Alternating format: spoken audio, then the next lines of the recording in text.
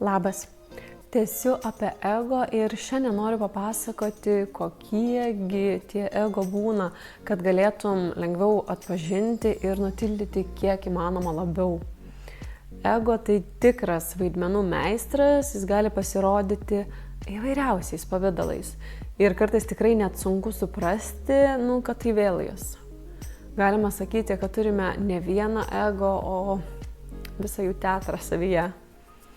Noriu paminėti dažniausiai pasireiškiančius ego tavo galvoje. Tai visi tikriausiai žino tą vidinį kritiką, tokį menkintoją.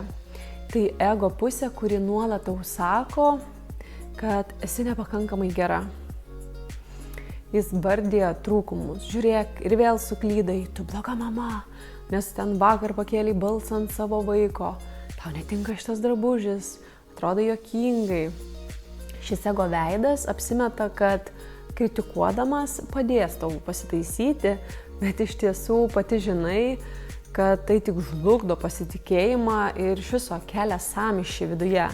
Jis bijo, kad aplinkiniai tikriausiai tave kritikuos, tai todėl jis pirmas puola tave, tarsi norėdamas užgrūdinti, padėti. Deja, vietoj motyvacijos tai dažniausiai atneša liūdesį ir nepasitikėjimą savimi. Tada yra toks auka dejuotojas. Šis ego aspektas įsitikinęs, kad dėl visų tavo bėdų kalti kiti, arba aplinkybės. Tai jis labai mėgsta skųstis. Vėl man nepasisekė, kodėl visi laimingi, o aš nežinai. Ir vėl vyras manęs nesupranta. Vaikai nuolat manęs neklauso. Ego auka randa begalę priežasčių, kodėl tu negali keistis.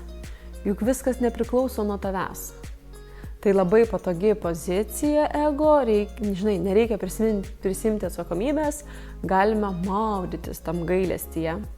Kiek šito ego buvo manyje, kai kas nors nepavykdavo, ar diena susiklosdavo ne taip, kaip aš norėjau, tai iškart jis pasirodydavo. Ir toksai, aišku, tai man tai kaip visada. Ar ten jis kaltas, kad man sugadino nuotaiką, tikrai ne aš. Ar ten, kaip viskas čia blogai. Tai ego taip pučia savo tą burbalą, kodėl mano gyvenimas toks sunkus, o kitiem taip gerai sekasi.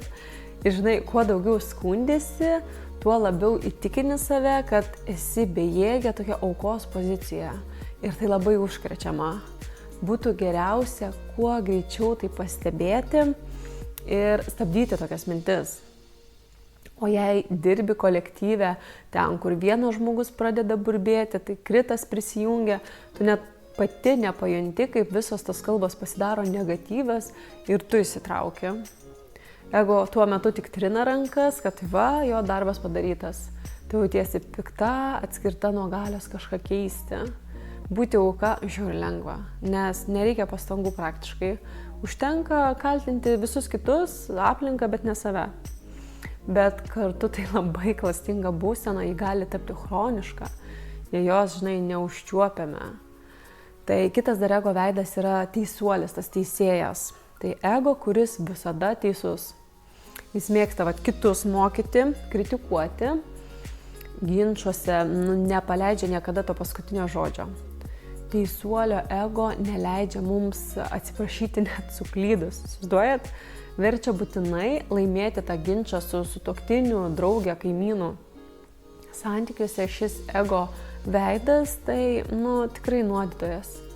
Pavyzdžiui, partneris pasako kažką, kas mus erzina. Ego teisuolis tuoj pat šoka į kovą. Kaip tu drįsti mane kaltinti, o tu pats, ir prasideda ten priekaištų serija. Vietoj ramaus pokalbio mes gaunam tokį karą, kur svarbiausia nugalėti. Tai prisipažinsiu, mano ego teisuolis buvo gan ilgai mano santykiuose. Jei tik jausdavausi neteisi ar kažkaip kritikuojama, tuoj pat puldavau įrodinėti savo tiesą. Atkirsdavau taip, antrai pusiai. Ir tuo momentu atrodavo, kad aš privalau laimėti, kaip čia taip. Atrodo, lyg sumenks mano vertė, aš čia prastesnė. Deja, net jei laimėdavau ginčą, likdavo tas slogumas. Nes įskaudindavau mylimą žmogų, pati susinervindavau. Kas iš to? Tai ilgainiui supratau vieną paprastą tiesą, ar kaip čia pasakyti, kad kai pykstame su artimu žmogumi, iš tiesų laimi tik ego, o pralaimi abu žmonės. Dabar, kai pasiryžau stebėti tas savo reakcijas, aš pastebiu tą akimirką, kai viduje viskas užverda ir aš sustabdau save. Paklausiu, ar čia aš noriu šito konflikto, ar mano meilė čia kalba, kas čia vyksta. Ir suprantu, kad tikrai ne, kad čia ego nori pasirodyti teisus. Tada aš sąmoningai nusileidžiu iš tos kovinės tokios pozicijos, įkvepiu, gal net patyliu, trupučiuką nusiraminu ir grįžtu jau su kitu tonu ir pozicija. Ir stebuklas. Konfliktai, nedingsta, taip, dingsta, ištirpsta, žinai, kai ego nebevadovauja pokalbiui, tai viskas visai kitaip. Su vyru, žinai, pradedam iš tiesų girdėti vienas kitą, suprasti, kaip jaučiamės, ieškoti sprendimų, o ne kaltų. Pasirodo, mano tikrasis nenori skaudinti, kad aš noriu taikos ir meilės, o ego nori karo.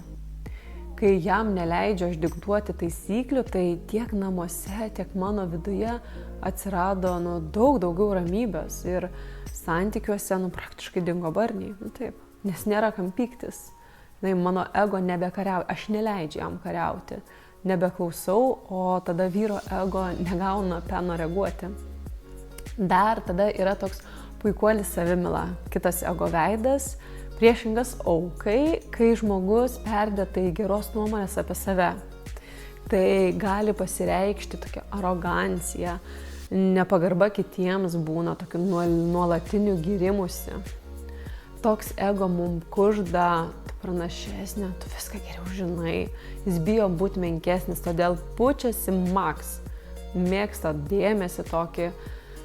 Galbūt atrodytų, kad perdėta arogancija jau ne moterų problema, kad dažniau vyrai taip elgiasi, bet iš tiesų ego neturi lyties. Mes visos taip pat galime pasipainioti tos puikybės tokius spąstus. Pavyzdžiui, mama, kuri mano esanti ta vienintelė, viską žinanti apie savo vaiką ir dar kitų, gali nepriimti jokių patarimų, o visus tik priešingai mokyti. Tai visiškai ego. Arba moteris darbovietėje gali žvelgti, žinai, iš aukšto į kitas, galvodama, aš tai čia geriau dirbu, aš čia viską geriau žinau, žinai, o šitas, tai Jėzus Marija.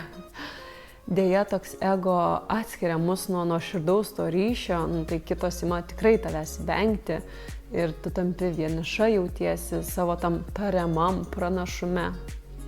Ir vėlgi, tai tik gynybos mechanizmas. Po puikybės tą kaukę dažnai slypi tiesiog nesaugumo jausmas.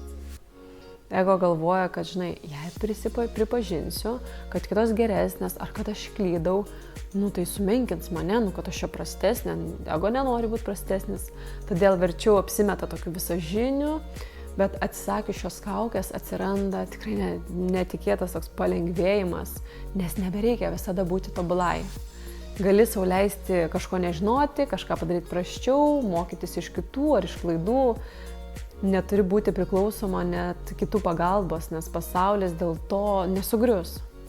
Ir aš išvardinau tik kelis dažniausiai pasireiškiančius ego pavidalus, jų gali būti tikrai dar daugiau. Pataikūnas toksai, kai darom bet ką, kad tik įtiktume, nes ego labai bijo atstumimo. Ar ten kontrolierius, kur viską planuoja, kontroliuoja, nes ego bijo netikrumo, nesaugumo, ateities, nežinomybės. Nerimautojas dar, amžinai toksai spėlioja, kas blogo, kažkas blogo nutiks. Nors viskas yra dabar gerai, bet savo prisigalvoja tarsi bėdų ar nelaimių į ateitį, gali kažkas nutikti. Dar lygintojas, kuris nuolat matuoja save kitų fone, arba jaučiasi toks viršesnis, arba priešingai prastesnis. Tai labai svarbu pastebėti, kad po visomis tomis kaukėmis slypi visiškai tas pats mechanizmas, dėmesio sutelkimas į save, į savo baimės ir tą norą apsisaugoti. Ego gali persirengti tiek tos aukos drabužių, tiek didvyrio tokio apsiausto, tačiau jo tikslas yra vienas, tas stiprinti atskirtį tarp mūsų ir kitų, arba tarp mūsų ir mūsų pačių svajonių net. Jis nori mus izoliuoti savo minčių narvelyje. Man pačiai didelis lūžis įvyko, kai pradėjau atpažinti tuos ego balsus, atskirti. Žinai, lyg būčiau pagavus kokį vagį už rankos. Nes, pavyzdžiui, imu galvoje kritikuoti kitą žmogų. Kokia apsileidusi, negali susitvarkyti. Anksčiau manydavau, kad čia mano toks teisingas, natūralus pasipiktinimas. Bet dabar staiga, žinai, pagaunu, čia mano ego, žinai, teisėjas kalba, žinai, nieko savo, žinai, būna net nepajunti. Arba atvirkščiai, kai kam nors pasiseka, o viduje toks vis tiek sukirba pavydas, liūdesėlis, kad tai vėl visiems čia sekasi, bet tik ne man. Aš pagaunu tą tokią aukos rankelę besitiesiančią į mane. Atpažinusi ego, aš jau galiu spręsti, kaip elgtis toliau. Pasiduoti tam jausmui ar ne. Man tai milžiniškas žingsnis į priekį. Tai šiandien tiek ir kitame vaizdo įraše aš papasakosiu, kaip nutildyti tą ego balsą, kaip juos atpažinti. Ir tokiu būdu, žinodamas tuos įrankius, tu galėsi po truputį tildyti tą savo ego savo galvoje. Tai iki kito karto, ate.